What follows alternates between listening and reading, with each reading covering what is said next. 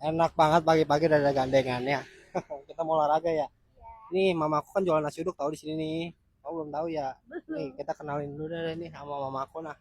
Assalamualaikum, Ma. Nih, kenalan dulu. Set deh, cewek mana ini lo bawa-bawa? Lu mau nih sama bocah begini, yang kumel, dekil, gitu, dipacarin. Ya jangan begitu apa kata-katanya. Mau nyarap dulu Nyarap Ma lah, anaknya. nasi udah habis. Habis. Heeh. Ah, gimana ceritanya habis, Neng? Ya udah nih, gorengannya ada nih. Oke. Neng tunggu depan dulu ya. Abang mau ngomong nih.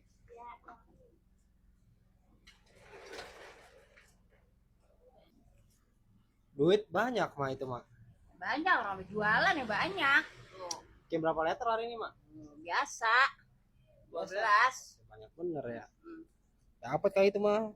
1,5 mah ya. Iya, udah lebih ini mah kali. Buset. Udah dibelanjain tuh lihat Bang. Oh, Bagi gocap sini mah buat jalan. buset deh. Lu kagak kerja kagak apa minta gocap. Kemarin gocap, ini gocap. Jangan kenceng-kenceng, kagak enak. Ya lu Orang udah ya. sekali mah duit gua dah dimintain mulu. Hari ini baik nih kita mau olahraga udah megang duit pisan ini mah. Nih, tuh, jangan habisin.